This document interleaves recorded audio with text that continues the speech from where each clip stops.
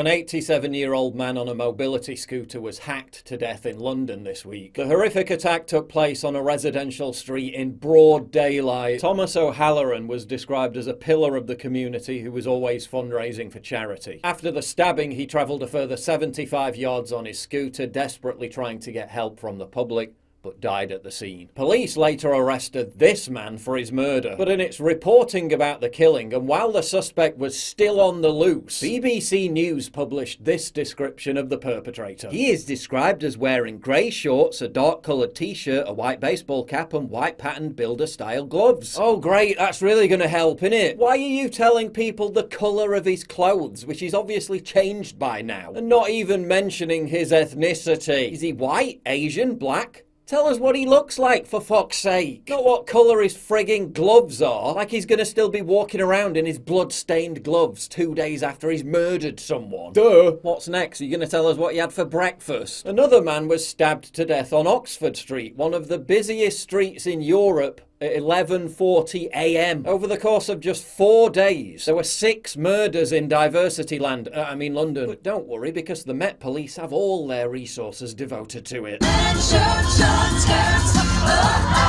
Hopefully there were no mean tweets that required urgent attention, which of course is the real priority. But have no fear, because London Mayor Sadiq Khan has cracked the case. He's cracked all the cases. We now know the motive for the slaying of Thomas O'Halloran. There were longer daylight hours, school holidays, heat wave, and so forth. What? Yeah, this 44-year-old man hacked O'Halloran to death because of the school holidays, because of the hot summer weather, even though it wasn't hot on Tuesday, because of the heat wave that ended last week, because of the fact that the sun comes up earlier and goes down later at this time of year. Case closed. Thank God for that. Cheers, Sadiq. Now maybe we can go back to combating the real problems which Khan has rightly focused on, like enforcing hosepipe bans and giving his opinion on the American Inflation Reduction Act. Today he's blaming the murders on austerity cuts. Last week he blamed a rise in violent crime on the cost of living crisis. Strange, isn't it, how he blames everything apart from himself, despite him literally being the London Police and Crime Commissioner. Strange how Thomas O'Halloran's life was ended with a knife that may not have been in the hands of the criminal who killed him if Sadiq Khan hadn't vowed to do everything in his power to cut down on stop and search as soon as he entered office. A decision that led to skyrocketing knife attacks across the capital. And now a word from the sponsor of this video. It's no exaggeration to say that things are getting scary out there. The Biden administration has already printed more money in the past 2 years than the previous 100 years combined. The national debt just hit a record $30 trillion. And inflation is the highest we've seen since 1982. If you have retirement savings, your money could be at serious risk. They're basically burning your cash, torching your family's financial future. Are you going to let them destroy everything you've worked for? Or are you just going to sit back and become a victim of the deliberate decimation of your living standards? Are you just going to submit and eat the bugs? Don't do that. Or are you going to take positive action by safeguarding your economic security? Talk to my friends at Goldco to see how you can protect your retirement with gold and silver before it's too late. Go to paullikesgold.com and they'll give you $10,000 or more in free silver when you open a qualifying account. That's paullikesgold.com. You've seen how much I get demonetized. The best way of supporting me is by supporting my sponsor. So click the link in the description for paullikesgold.com. Now back to the video. There was a time when rioting and mass looting in London would have been a top news story. Now it's just part and parcel of living in Diversityland.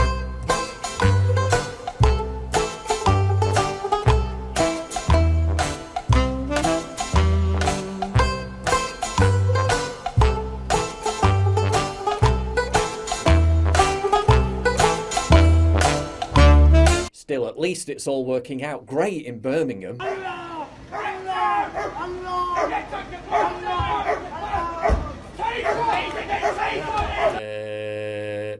In other news, it was revealed that the Royal Air Force has stopped hiring white men in order to meet diversity targets, because ticking boxes is surely more important than national security. We can now go live to Russia and China's reaction to the RAF replacing men with female soldiers.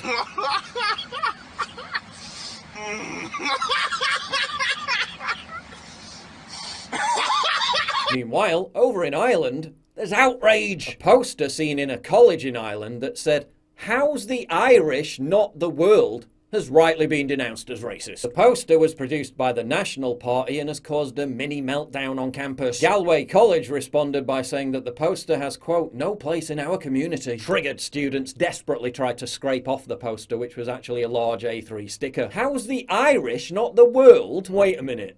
Prioritise the needs of Irish people in Ireland? What an abhorrently racist thing to suggest. Of course, the poster's message is completely reasonable, and it comes in response to Ireland throwing open its borders to the world at the expense of its own people, while ordinary Irish citizens have been devastated by a housing shortage and soaring costs. Over the last 5 years, there's been a net inward migration of over 190,000 people. Almost 5,000 asylum seekers have applied for residency within Ireland over the first 5 months of 2022. Most of them are from Somalia. In addition, 36,000 Ukrainian refugees have applied for asylum in the first 5 months of 2022. But many of them don't appear to be, shall we say, very Ukrainian. Ireland is so refugee-friendly, it awarded a South African immigrant the title of Miss Ireland. The medical scientist who moved to Ireland from South Africa in 2004 was this week crowned the first black Miss Ireland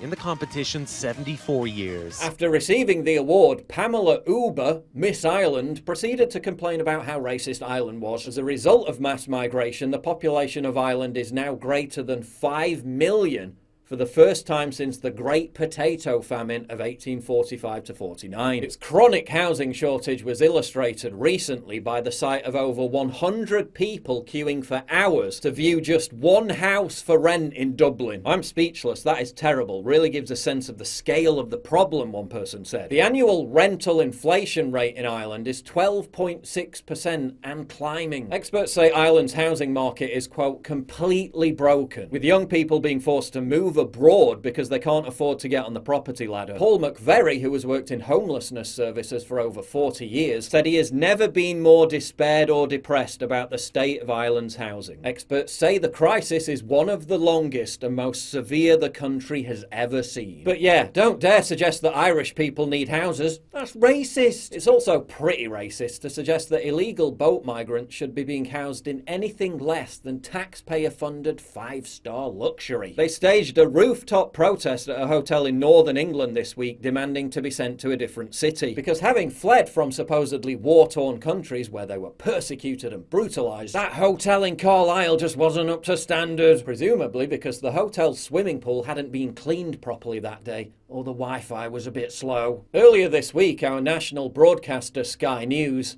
had something of a moment. What other way is there of living? How might that be? What is the, in a sense, racial apocalypse where everybody becomes brown? And maybe that racial apocalypse isn't an apocalypse at all. Maybe it's the beginning of something, better. Exactly. And I think we can all agree on the real problem here in Diversityland. White people.